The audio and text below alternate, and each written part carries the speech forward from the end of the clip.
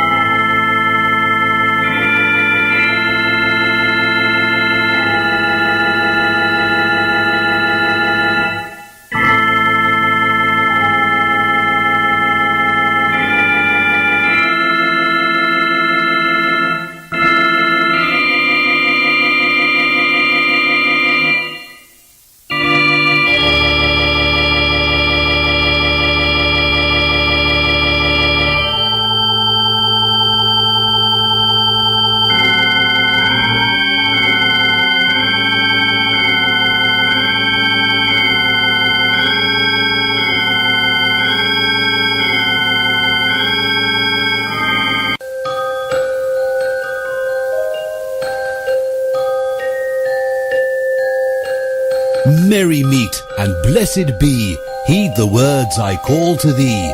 Honour the old ones in name and deed, hearken not to others' greed.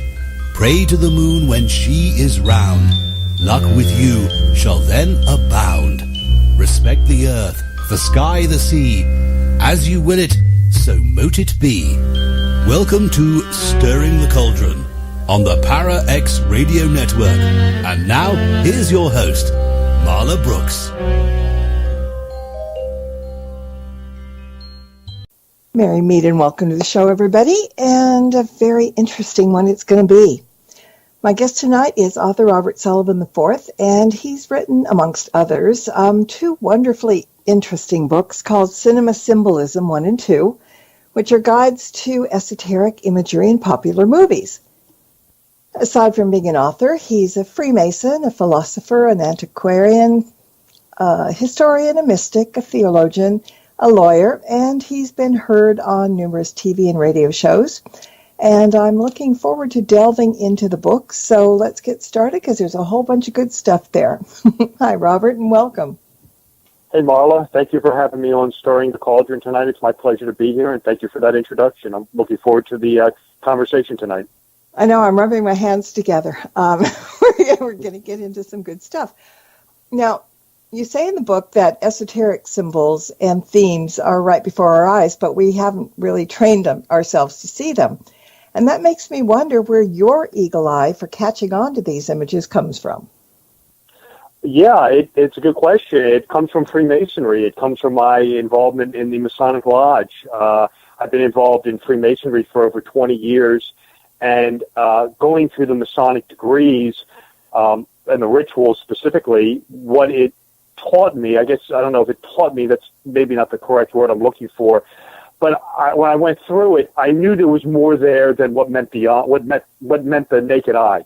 Mm-hmm. And going through the rituals, I just became very interested in what I had gone through and what the deeper meaning of it was.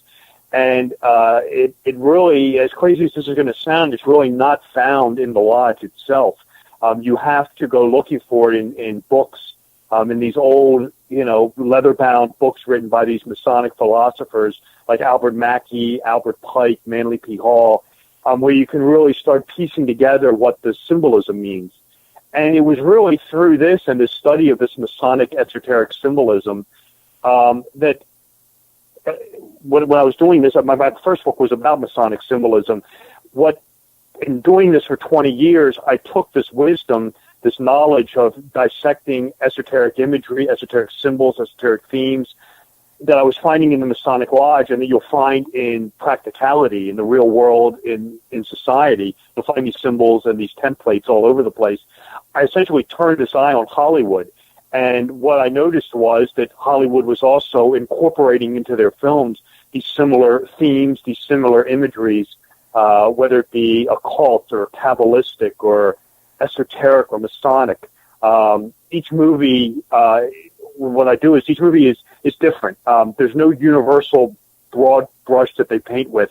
Each movie, assuming it has any, is a unique product, and some movies go for a Gnostic theme, some movies go for a Gnostic theme, some movies use numbers, colors, costuming, music, character actors, archetypes. There's a whole palette that these filmmakers use to paint these films with, and they are equally as adroit as incorporating esoteric imagery into these films. It's very subtle a lot of the times. It can go right by you, and it's just a fascinating subject for me to analyze.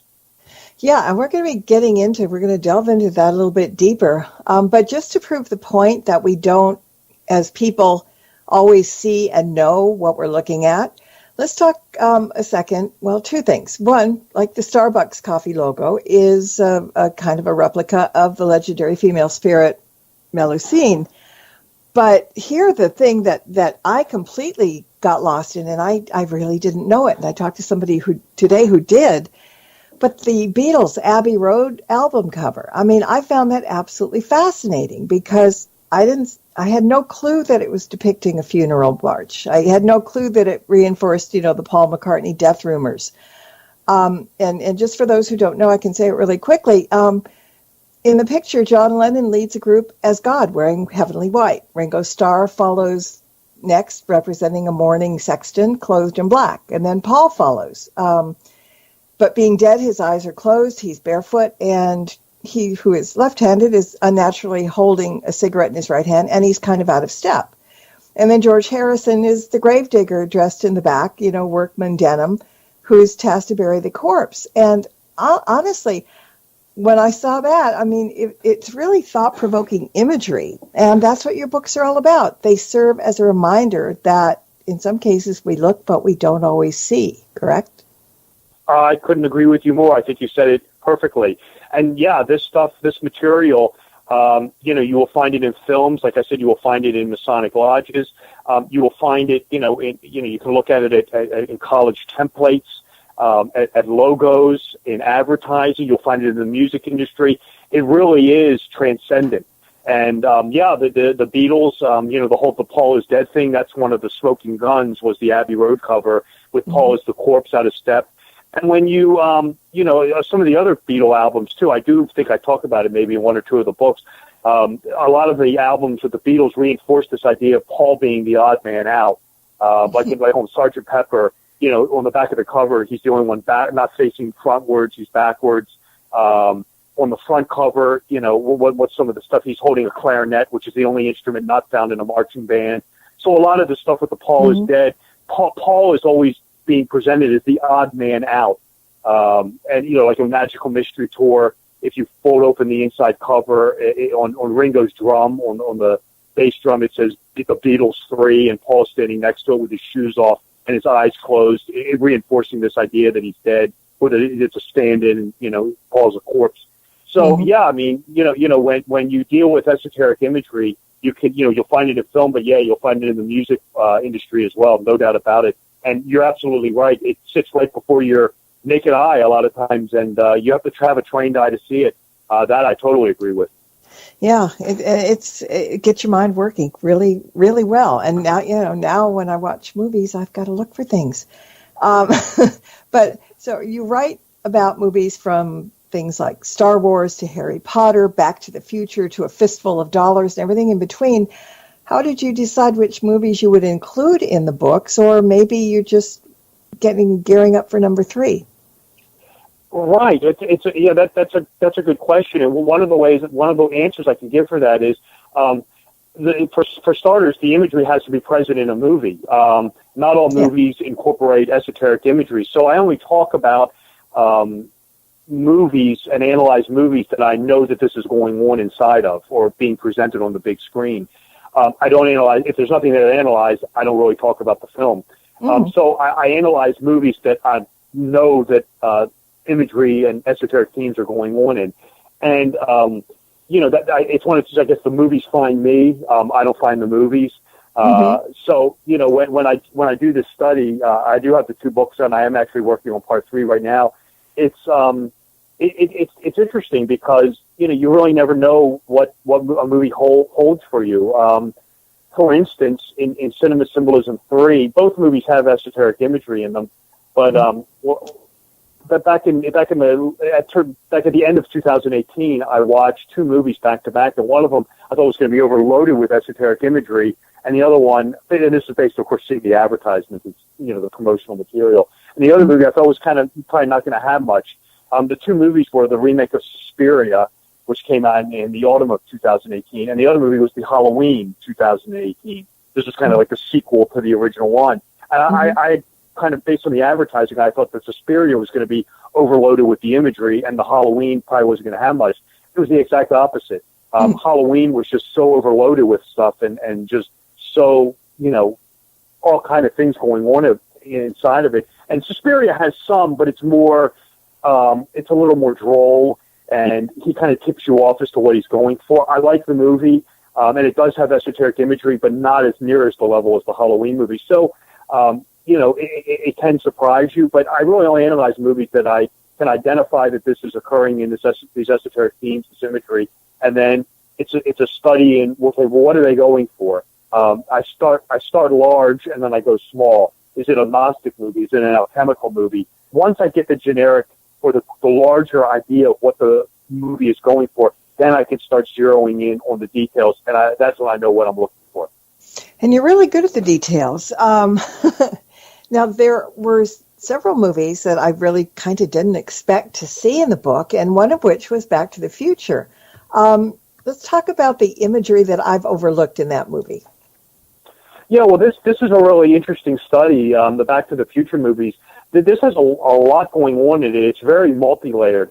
The entire movie, 1, 2, and 3 are essentially, especially 1 and 2, are really studying comparative mythology. It's really the Egyptian solar religion put on screen, where you have Marty would be the Horus figure, the murdered resurrected father would be Osiris, this would be George, and then the virginal consort wife would be Lorraine, and of course their arch enemy, the solar family, in the Egyptian mythology is a character called Typhon, and of course their antagonist is Canaan, almost phonetically the same, who is their antagonist, who's out to get them. Representing the sun, the solar family, the Egyptian solar religion. They live at lion estates, Leo the lion, the soul house of the sun. And then you have the wizard archetype, which is Doc Brown. It's another story, but Doc Brown is these movies are very multi-layered a lot of times, and they go for different things. Doc Brown is a personification of President Ronald Reagan also. That's another study. But Brown is sort of the Hermes Trismegistus wizard archetype. The sun chariot, the DeLorean, has 88 miles an hour to break the space-time continuum. The number 8 is linked. That's the symbol. If you take the number 8, turn it sideways, that's the symbol for space-time. You will find that symbol in other movies as well. It's overloaded. The number 8 is referenced all over the place in the movie Donnie Darko, which is another movie that toys with time travel, and even in Bill and Ted's Excellent Adventure. To activate the phone booth, the last 2 buttons they push are the number 8 turned sideways. That activates time travel. And the one thing that they really do that's really clever is, in that movie, is when Marty as Horus is back in 1955 and he's got to go forward, we're told over and over again that the lightning's going to strike the clock tower at 10:04. This is drilled into your head over and over again. And this is actually another sun reference, another solar reference. 10:04 at night, or 10:04, is, of course, October 4th. And on the Gregorian solar calendar, 10:04 indicates there are 88 days left for the solar year. So this is why the DeLorean has hit 88 miles an hour to activate the flux capacitor and send Marty as Horus back in time. This is just one example of this. There's all sorts of esoteric imagery. Another thing that they are really adept with is in the film, and they really pay a good amount of time with this, is the buildings are paradoxical. For example, in 1985, when Marty's standing in front of the clock tower, there's a building behind him called the Third Eye, and if you pay attention to it, it's a building that tells fortunes. It's a future-telling building, home to a fortune teller. So in 1985, you go in and you can see the future. When Marty goes ahead in part 2 to 2015, the same building is now a blast to the past, and this is where he buys the sports almanac.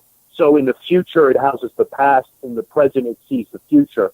It's little tweaks like this that these guys really are expert with playing around with. And it's great attention to detail. I mean, it really shows you, that these guys are expert craftsmen when they are constructing these movies, and are very clever at using the symbolism.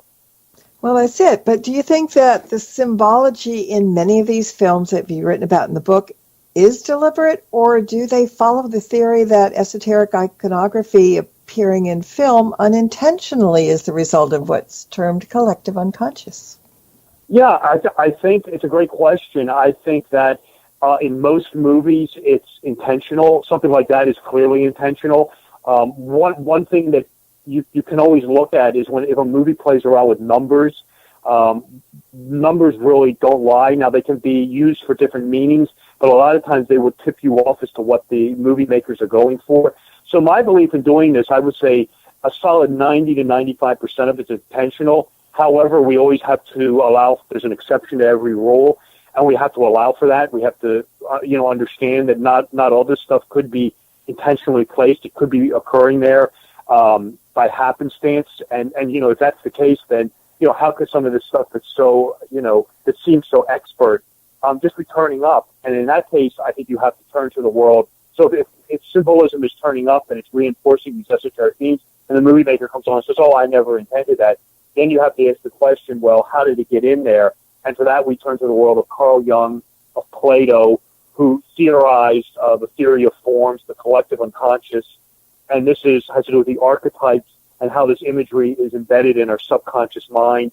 And that essentially, because movies are one of the ultimate forms of art, arguably one of the most powerful forms of art ever created, that these imageries and these images, and these themes are turning up as a product of the subconscious mind because it's inherent in our psyches. So I believe personally, Marla, that it's all, most 90, like I said, 90 to 95% of it is 100%, is intentional. But you have to allow for, the exception to the rule, which I think can be explained by studying Jung, the collective unconscious, the archetypes, and, Plato. Plato's theory of forms is basically the forerunner to what Jung was talking about. Well, you say in the book that the esoteric symbolism in Monty Python and the Holy Grail was most likely unintentional. And your book kind of really made me think about what authors have in mind when they're creating characters and scenes. Like, I've written 2 fiction books, and building the characters was more like allowing them to create themselves. But now you've got me wondering what kind of inadvertent symbolism and imagery I've got in my books. It just makes you wonder. Oh, absolutely. I wrote a work of fiction, and when I was writing it, I intentionally incorporated riddles and codes into the book. I do this with all my books, so I'm guilty of it as well. But yeah, some of it could be unintentional, and it does make you wonder, like, is there things I put in there, that, maybe I wasn't thinking of that just resulted in, the collective unconscious. It's definitely possible. With Monty Python, you do have Terry Gilliam in there who incorporates a lot of esoteric imagery in his movies. But inevitably, when you're dealing with the King Arthur legend, the King Arthur legend is a solar allegory. So when you're dealing with King Arthur, inevitably these solar astrological themes and archetypes are going to turn up in the movie. It's inevitable. You can't tell the King Arthur story without them. So how much of Monty Python's troupe knew about this, I don't know, but you will find, whenever you're dealing with King Arthur, you will find this esoteric solar iconography in there. It can't be avoided, and it's certainly present in Monty Python and the Holy Grail. Well, yeah, and also when you talk about King Arthur, there is a tarot correlation for the characters, but okay, so you say that King Arthur is a solar avatar, and the Knights of the Round Table represent the different houses of the zodiac, making Camelot's famous table a circular allegory of the wheel of the zodiac, and that's kind of amazing. Who would have thunk it? I mean, a round table. That was absolutely, yeah, absolutely. Well, King Arthur. I mean, yeah, absolutely. The King Arthur allegory. I mean, the King Arthur legend is a solar allegory. I mean, from start to finish, King Arthur is the sun, Guinevere is the moon. The Knights of the Round Table are the houses of the zodiac that assist the sun. This is why they sit at the round table. I mean, Lancelot is Leo, Mordred is Scorpio. You can break them down like you can do the 12 Apostles of Christ. I mean, each one of them corresponds to a house of the zodiac. And Jesus is the sun. Mary Magdalene's the moon. Same iconography, same theme, same archetypal imagery going on in Monty Python and the Holy Grail. If you're interested, this is a movie I talked about in my first book, The Royal Arch of Enoch. It's actually in the last chapter. If you're interested, if the listeners are interested in the more on this, on the solar allegory of King Arthur, take a look at my first book, The Royal Arch of Enoch. This deals with Freemasonry. One of the last chapters, well, not one of the last, the last chapter deals with Masonic and solar symbolism in film. And the one movie that really gets into this, this whole solar allegory, the one that presents it best out of all of them, the best King Arthur movie that presents Arthur as the sun and unveils this entire solar allegory is John Borman's Excalibur. That does just a fantastic job of presenting all the iconography, the archetypes, the tarot imagery, the solar imagery, the astrological symbolism. You will find that really replete in the movie Excalibur. You'll find it in Monty Python and the Holy Grail, as well. But Excalibur is a slam dunk. That really it gets into a lot of it. Yeah, I mean, there's just so much included and so many things to think about and look for, and it's actually kind of wonderful. And you definitely go into great detail in explaining the symbolism in all of the movies. And we could actually do a whole show on just one of the movies. I mean, because there's so much detail there. So I'm going to skip around a bit and just kind of ask you random questions about certain bits of certain movies that caught my eye and little things along the way. Let's start out with President William McKinley. What's he got to do with The Wizard of Oz? Right. Well, Wizard of Oz is a movie this is another multi-layered movie. This is very complex. The Wizard of Oz has 3 layers of symbolism. One is just your profane explanation. One is the guy who wrote the novel, L. Frank Baum, was in Madame Blavatsky's Theosophy movement. And one of the levels of symbolism has to do with Gnosticism and initiation into the mysteries and this idea of knowing thyself and going on this mystical journey to know thyself. One of the other layers of the Wizard of Oz is the political allegory. This one's a little more well-known than the other one. The Wizard of Oz is a documentary, essentially, talking about political, economic, socio-life in the United States from around 1895 to 1900. And one of the allegories is, of course, the president, who would be the Wizard of Oz. That's William McKinley. And the way we know this has to do with why he lives in the city of money, Emerald City, which is the color of money. And this is why the yellow brick road, what McKinley wanted to do was he wanted to use the gold standard and also something known as free silver to back paper money. And in the novel and in the movie, this is why Dorothy walks on the yellow brick road. It's the gold standard that leads to paper money, with William McKinley being the Wizard of Oz, the president essentially, who's trying to use the gold standard to back paper money. In the novel, Dorothy's slippers are silver, and this had to do with something also called the Free Silver Movement, which is the same thing as the gold standard. And this is why Dorothy, why silver walks along with the gold. It's McKinney wanted to use silver and gold to back paper money. When they made the movie, believe it or not, Dorothy, Judy Garland, slippers were silver. They actually went with the novel. But when they were filming it, and obviously, everybody's seen The Wizard of Oz, the Technicolor, the bright colors when she gets to Wonderland, the silver slippers on the gold didn't come out right. They looked grayish. They couldn't. It just looked terrible. You had trouble seeing them. It was kind of a wash. They were reflecting the gold. They were looking grayish and black at some point, and they just scrapped it. They said, no, we're going to change them, and they made them ruby in the movie because the silver just wasn't coming out right.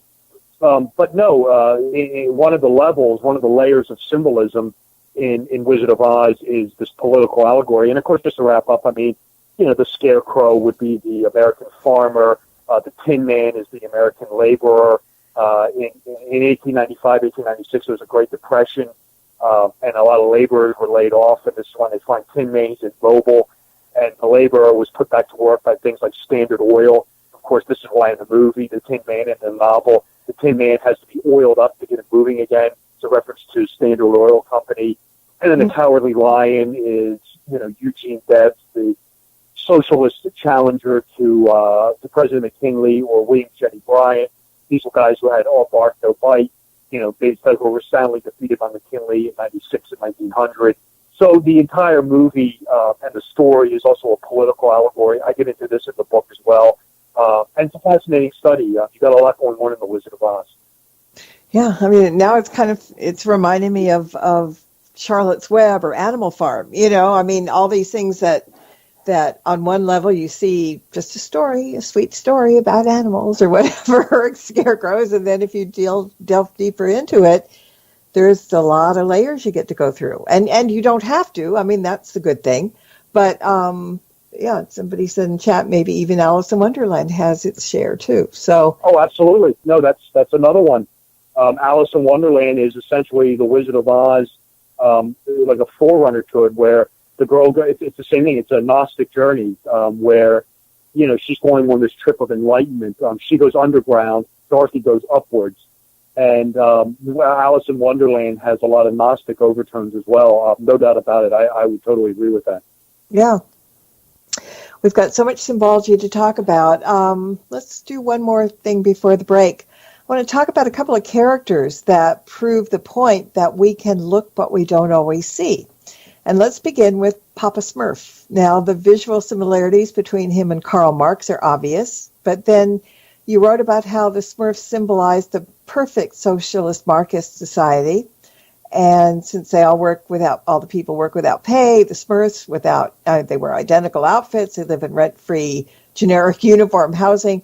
And then you said also that people should take notice that the name Smurfs is eerily similar to the word serfs, which denotes Marxist proletariat. And so, all of that is really pretty complex for a cartoon character, isn't it? Well, yeah, I mean, you will, a lot of times children's theater, shows for children will incorporate a lot of esoteric and political allegory. The Smurfs happen to be one of them. This is a show and a cartoon that really is about the communist system, is about a perfectly communist society along the Marxist line. People today in the world we live in throw around terms like socialism, Marxism. They don't really understand what pure Marxism and pure socialism looks like.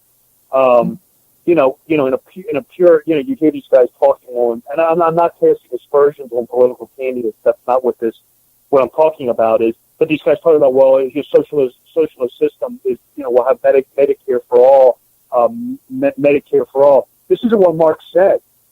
That's not what Marx talked about. Marx said in a perfect communist society, in a perfect socialist system, there will be no hospitals. There will be no doctors because no one will get sick. Because illness is a product of capitalism. In a socialist world, in a Marxist world, you read Marx on this, Marx and Engels, this is what they talk about is once you have this proletariat revolution, there's no government.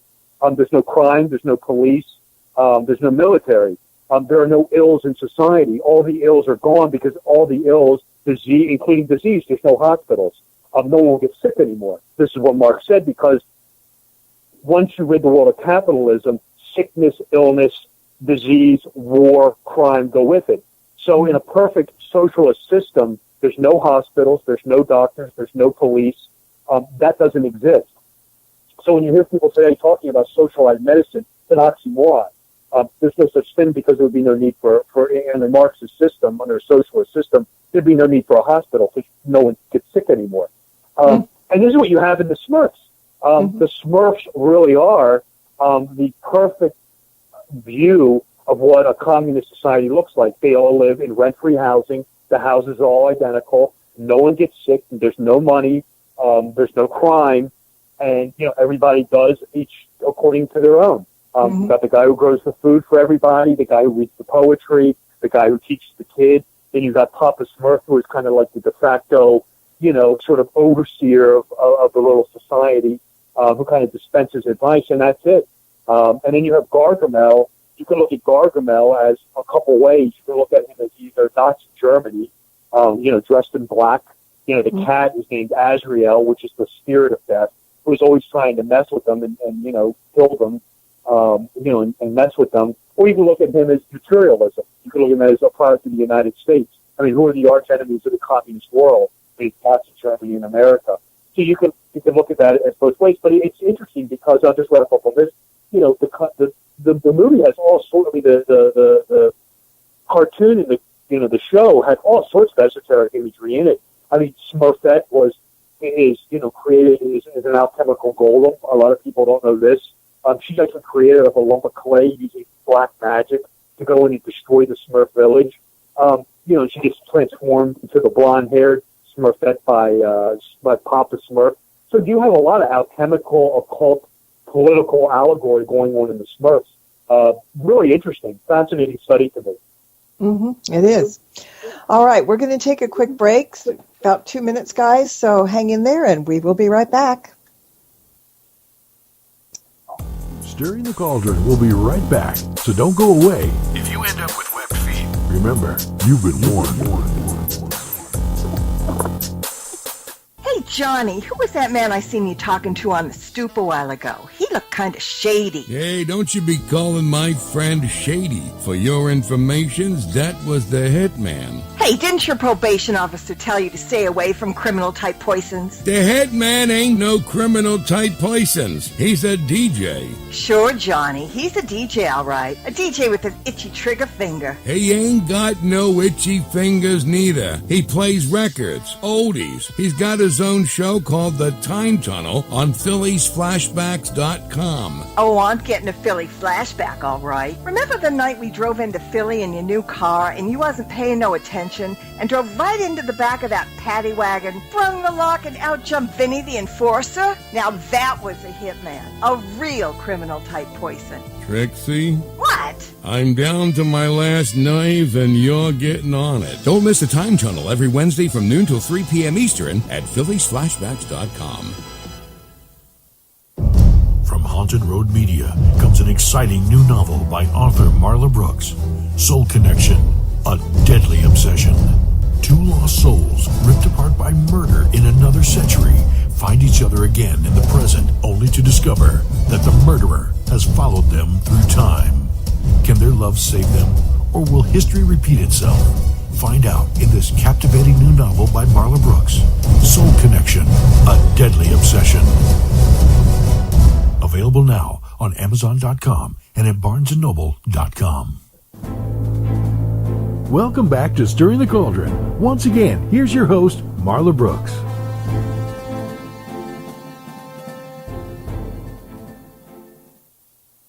And welcome back. We're back. My guest tonight is Robert Sullivan IV, and we're talking about esoteric imagery in the movies, symbology and imagery in the movies.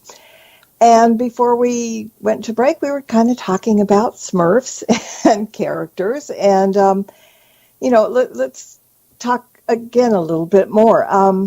There's J.K. Rowling's character of Albus Dumbledore in the Harry Potter series. Now, she did lots of research in developing her characters, and she explained that she gave the headmaster the name of Dumbledore because Dumbledore is a dialectal word for bumblebee, and because of the character's love of music, she imagined him kind of walking around humming to himself a lot. But do you think she purposely made him in the likeness of the legendary Hellenistic Egyptian sage? Absolutely. Yeah, he is the wizard archetype, the god of magic. He is what I refer to in the books as the Hermes Trismegistus archetype. This is a very popular character. This is Dumbledore. This is Obi-Wan Kenobi in Star Wars. This is Gandalf the Grey. This is the old graybeard hermit wizard figure. They all look alike. They all wear the gray robes and the long white beard. Think literally of the hermit card in the tarot, in the Waite Rider deck. This is what that archetype is. It's very popular. It's a very popular archetype. And, I delve into the Harry Potter films exhaustively in Cinema Symbolism 2. There is a lot going on there. You have elements of the Joseph Campbell monomyth. You have an entire play with light and dark, good and evil, going on in this. Whenever you're dealing with that, you're dealing with, Christ allegories, the chosen figure to do battle with a dark evil lord. This again ties into the Campbell monomyth. So yeah, the Harry Potter films are ripe with esoteric symbolism, and these were films that, again, I got into in Cinema Symbolism Part 2. Well, and a follow-up question, what is the significance of the vault number in the Sorcerer's Stone? It's 713. We talk about that. Yeah, that's really fascinating. This comes out of the world of you can't make this stuff up. It's a bit of a long backstory to it. I'll try to condense it as quickly as I can. Okay. The character of Dumbledore is based on this Egyptian sage known as Hermes Trismegistus. This is a character that figures greatly in Masonic lore and legend. Essentially, this is a god of magic figure who, in the Masonic legend, descends into the vault of Enoch, correctly pronounces the name of God. I know this may sound like I'm going off topic, but believe me, I'm not. And in doing this, in pronouncing the name of God, restores the 7 liberal arts and sciences back to mankind. This mythology, this legend, is part of high degree Freemasonry, specifically the York Rite and the Scottish Rite. And the Hermes Trismegistus figure, again, goes down to the vault, correctly pronounces the name of God, and restores the 7 liberal arts and sciences back to mankind. And this Hermes Trismegistus character serves as the template that Dumbledore is modeled after. And if you go to the first movie, which is Sorcerer's Stone, what does Dumbledore have? Well, he's got a subterranean vault. And again, the numbers are 713. And this is just fascinating to me because it's this ritual, this Royal Arch of Enoch ritual. It's the 7th degree in the York Rite, and it's the 13th degree in the Scottish Rite, 713. So it's almost referencing this Masonic ritual quite in this fascinating way. I couldn't believe it when I was watching it that his vault number was 713. I thought, my God, there's the Hermes Trismegistus vault of Enoch reference. Right there, clear as crystal daylight. And it's just fascinating to me that, there it is, right there in the film, that Dumbledore, being Hermes Trismegistus, has a vault number 713, and in the Masonic lore, this whole thing revolves around the 7th and 13th degree rituals. Just incredible to me. Fascinating. Mm-hmm. Now, we were talking about the number 8 before, and I kind of got hooked on number 7 because you mentioned one of my favorite movies in one of the books, and I don't think a whole lot of people might have seen it or remember it, but that's The 7 Faces of Dr. Lao.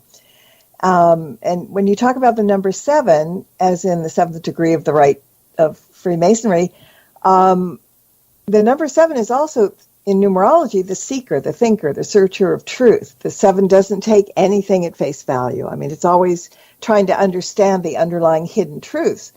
And the 7 knows that nothing is exactly as it seems, and that reality is often hidden behind illusion. And that fits well with the movies, with 7th in the title. Now, in Dr. Lao, Tony Randall magically displays 7 alchemical visages, and each of his characters are all different, but each has their own hidden underlying truth.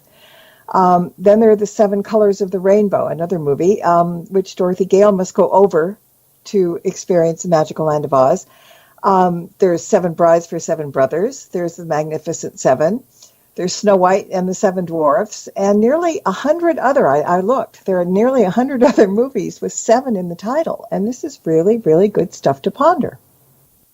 Well, that's right. I mean, the number 7 is a very magical number, as you correctly pointed out. I mean, you have the 7 deadly sins, the 7 cardinal virtues. You have the movie Seven, which is about the 7 deadly sins.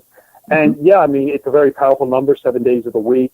You know, it's a really a holy number.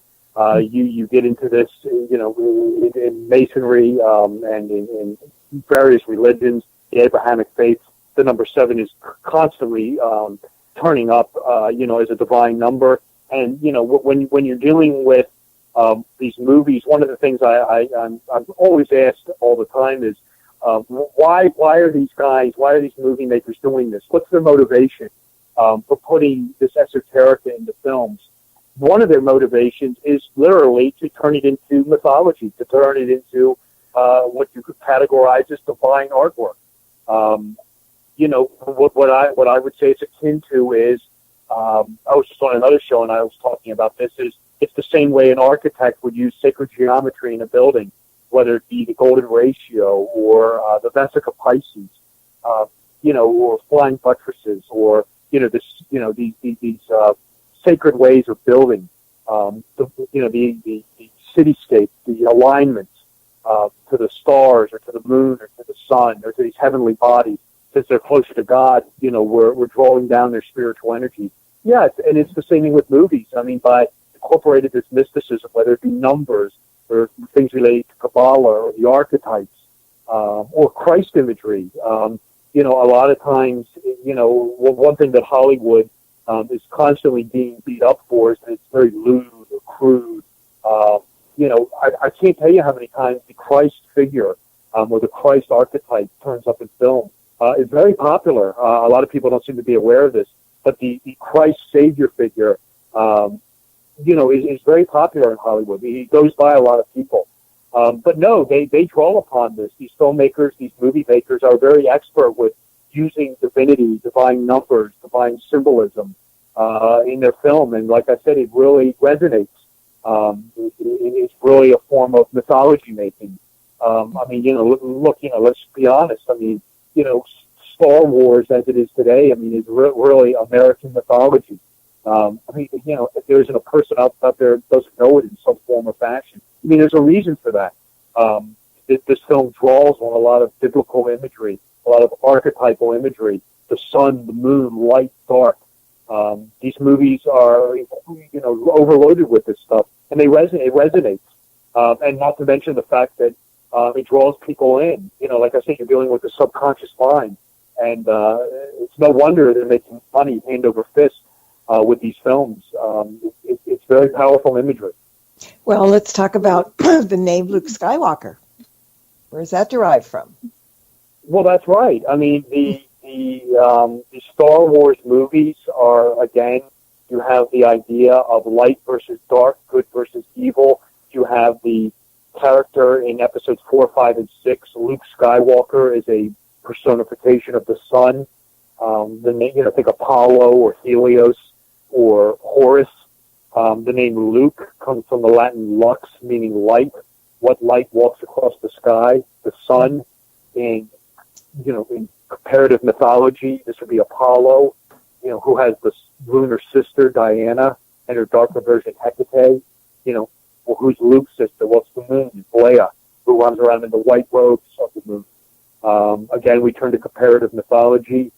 Apollo's equivalent in the Egyptian lore would be Horus, and you know, Horus is the sun. You know, Horus does battle with the dark evil lord. Apollo does battle with the same thing. They call it Python in the Greco-Roman lore. In the Egyptian lore, the character's name is Set. It's the evil villainous overlord. This is why Luke Skywalker does battle with the Sith, who are the dark evil overlord. So again, with the Star Wars movies, we're dealing with loads of comparative mythology, loads of ancient religions. You know, this is all archetypal imagery coming out of mythology, coming out of religion. And again, it's in our subconscious minds, part of the collective unconscious, and it resonates. I mean, and you have in there again, like the archetypes, the C-3PO, the two droids, R2-D2. I mean, you define these characters all throughout the history of Hollywood. Abbott and Costello, Laurel and Hardy, moving forward, Beavis and Butthead. The fools, essentially, the comic relief characters. You have the dark evil villain, Darth Vader. You have the devil, the Emperor. This, again, is all archetypal imagery. Very powerful, very potent. Movie makers know this, and they have no problem exploiting it. Yeah. Now, Freemasonry, which you mentioned, has been depicted in so many films over the years. And in the book, you mentioned that Freemasonry is in both National Treasure and The Ninth Gate.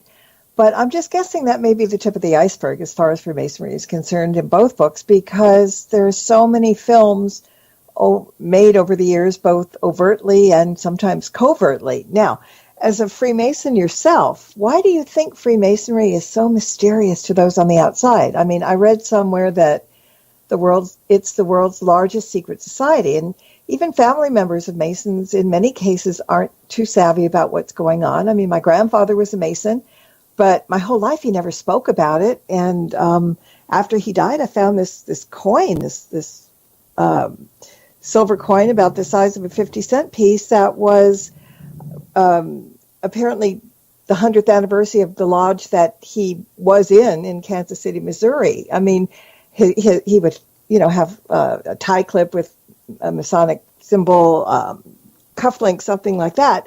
So it's overt and covert at the same time. Why do you think that it's such a mystery for everybody, or should be? Well, it is a secret society. It is very powerful. It's very influential. There is a lot of mystery around it. Its rituals are shrouded in symbolism. From someone who has gone through them, there is multi-layered, again, much like a movie sometimes, there's multiple interpretations of the rituals. They have deeper meaning. They're much more lying beneath than it's on the surface. It's very influential. It helped create the United States. A lot of the principles that the United States was founded upon come out of the Masonic Lodge. The founders were Masons, many of them, and they turned to the principles and teachings and philosophies of the Masonic Lodge to forge this nation around. And then you get into the operative Masons, the stone builders and the architects. So you have, Masonic symbols and Masonic alignments in the architecture. So there is a lot of mystery around it. I think a lot of it, Masonry, a lot of the problem stems from is there was no transparency with it. It was just done. So people see it years later and think that this is evidence of this deep, dark conspiracy where the founders were just using Masonry as a template to, literally create a nation around. But I come from a long line of Maryland Masons. I'm here in Baltimore, and it was one of my motivations for joining. And it was, for me, just going through it was a very spiritual experience for me. Each Mason will tell you something different. There's no universal answer to this. But for me, it was, I think what the rituals try to teach is death and rebirth, that you come out a better person, that you're saying goodbye to your old self, you're coming out a new self. And the rituals do layer symbolism. And it's really, when I wrote a 700-page book about it, the one thing I'll say about Freemasonry, it intersects with so many facets of history. I mean, you're dealing with history, you're dealing with kings, you're dealing with presidents, you're dealing with philosophy, with religion. And within Masonry, you will find elements of the ancient mystery schools, of Kabbalah, of Gnosticism, of the occult. You will find Christianity, you will find Judaism, you will find Islam. It intersects and cross-cuts so many different topics. It's really eclectic, and that's one of the things that really drew me to it, and I really find interesting about it. Yeah. Just was curious because it really is kind of secret, and I kind of like mysteries, so that's the way it works. Let me jump real quick to a question about astrology. What makes the James Bond character a Scorpio connection? Oh, well, that's, this has to do, it's a long story. I get into it in the book. One of the things I really like about it is the astrological sigil for the Scorpio is M. Yeah, and that's where he gets his missions from, is M. But no, Scorpio, I mean, the James Bond with the sex and the womanizing and the whole idea of, he's a Manichean, it's good or evil, it's light or dark, really personifies the Scorpio archetype. And you will find astrological, the indicators, the indicator personality traits of the zodiac in a lot of films. Whether it be Ghostbusters, where you have the three masculine water signs, Scorpio, Cancer, and Pisces, and then you have this reversed in a comedy like 9 to 5 with the three females who are the three fire signs, Aries, Leo, and Sagittarius. The archetypes, you can look at tarot, astrology. It's very powerful. And it's important because, again, it just goes to show you the intricacies that these filmmakers go to incorporate this imagery into films. And it's powerful. I mean, the archetypes, the astrological indicators, this is something we all relate to because it's all part of us. So when we see it on the big screen, it's no wonder we're not drawn to it and entertained by it. Mm-hmm. Yeah, it's just kind of amazing. Okay, so you've written about so many movies, and of all the films that you've written about, maybe it's not an easy question, but which was one of the most stunning revelations that came to you? Yeah, that is. There's a couple of them. I mean, there's some movies that just have so much symbolism in it that it's intentional, and these are like movies that that this is going on, so you can say like, okay, now I get it. Now I could point to it. I mean, I think of movies like the first Matrix movie has a lot going on in it, and again, you have a use of numbers in it. Black Swan by Darren Aronofsky is just overloaded with symbolism. That's a movie where almost every time I've analyzed that movie 2 times because it has so much symbolism in it, and even to this day, if I ever if I find myself watching it, I almost find something new in it. And again, when I was watching it again, I found something new in it, and I got to put it in Cinema Symbolism 3. And then like movies like The Exorcist, Stanley Kubrick's The Shining. What I like about this study is that really draws me to it is so many times, and I'm not knocking this, is when you see footage of a UFO, is it a UFO? Is it a secret government aircraft? Is it the planet Venus? Or is it, just a commercial airline that someone's misinterpreting? Mm-hmm. Same thing with Bigfoot. Is it Bigfoot? Is it some sort of crypto, zoological creature? Or is it a guy in an ape suit? Is it the Loch Ness Monster? Or is it a guy playing a prank, with some remote control submarine or something? Mm-hmm. With the movie Symbolism, it's there. I mean, and, I can say to you, there it is. You'll see it, and this is what it means. And you can be like, yeah, you're right. And that's what draws me to it, and that's why I love talking about it. I love analyzing it. It's ambiguous that it's concealed, but once it's pointed out to you, you'll see like, oh, okay, now I get it. Now I know why the nameplate on the Nebuchadnezzar is March 311. Now I know why when Nina Sayers walks by the poster of Beth McIntyre, it has the date of February 12th on it. Now I know in The Exorcist why the word pigs is spray painted by Father Karras when he's dying.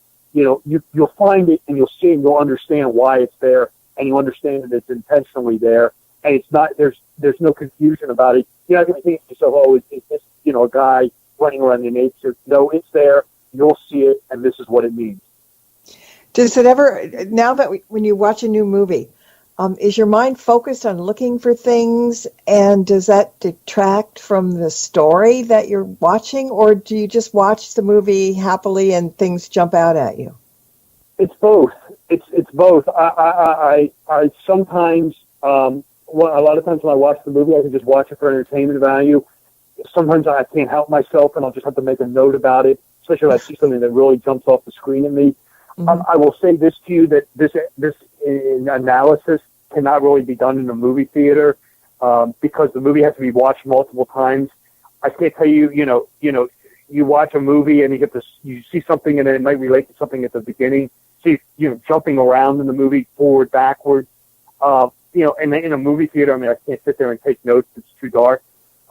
So for me, in order to do it properly, I need the Blu-ray, or I need it on, demand or something like that, or the DVD, where I can start it, stop it, jump around, And the movie has to be watched multiple times, before you see everything. And like I said, sometimes it's, I think I've seen everything, and then I watch it again and think, oh, how did I miss that? So it's a multi-viewing time. It takes multiple times to really see everything, assuming there is anything. I mean, I like movies like Reservoir Dogs by Tarantino. It's a great movie, but really no esoteric imagery in it whatsoever. Still a great movie, but I would point that out to the listeners, that not every movie has this. This is not going on inside of every movie you're going to see. Yeah. And, like you said, I could see movies 3 or 4 times and not notice a darn thing. So, I mean, it's just, it's in the eye of the beholder, how that might work well, to say it that way. It's real quick. It's like, I'll watch it and, I'll watch it a couple of times and think, oh, okay, I got it. I understand what they're going for here. And, I can analyze it and break it down esoterically. And then, like I said, like Black Swan, I'll watch it again and think, oh, look at that. I missed that. There's something there that I missed, or this Kubrick's The Shining. Oh, there's something else I didn't quite pick up on. That he was repeating or something like that. So, you get it. I can watch it, lots of times, but even I, you can miss something. These guys, like I said, are very clever with this. Yeah. And if you don't like a movie, you don't have to watch it more than once, and you might miss the symbolism, but that's okay. Yeah, that's true, too. Now, all that we've talked about tonight is just the tip of the iceberg, guys. So many major movies covered in so little time, and the books are full of them. And before we run out of time, Robert, guide people over to your website where they can find out more about these and your other books, like A Pact with the Devil, which is The Witches of Highgate, Book 1, your blog, your contact information, events, appearances, and all that good stuff. Absolutely. Well, first off, thank you, Marla, for having me on Stirring the Cauldron tonight. I thought the show was terrific, and I really appreciate you having me on, so thank you. And if you're interested in what I've been talking about in my books, I have 4 books out. The easiest way is just go to my website. All the books are available on all the major online sellers like Amazon, Barnes & Noble. But my website is my name. My name is Robert W. Sullivan IV. My website is www.robertwsullivan.iv. That's the letter I, the letter V.com. For the 4th, robertwsullivan.iv.com. It's a very easy site to navigate. There's links to buy the books. You get the print or the ebook version. There's a page with my upcoming appearances. There's news and updates. There's information about me. All these radio shows I do, the site is constantly updated. There's links to my social media, so you can follow me on Twitter if you want, or check out my YouTube channel, or go like my Facebook page. It's a very easy site, again, to navigate. Links to buy the books are also www.robertwsullivan.iv.com. And thank you again, Marla, for having me on tonight. It's my pleasure to be here, and maybe we'll do this again in the future one day. Yeah, well, again, thank you very much, and I think all of us will watch movies just a little bit closer from now on. And thank you all for listening in tonight, and until next time, blessed be, and merry meet again. Good night. Thank you for tuning into this episode of Stirring the Cauldron with Marla Brooks. Please join us again next week at the same time for another great guest and more cauldron stirring. Any rebroadcast or other use of this program without explicit permission is strictly prohibited. Copyright 2019. The Mysterioso March by Kevin MacLeod is licensed through Incompetech.com.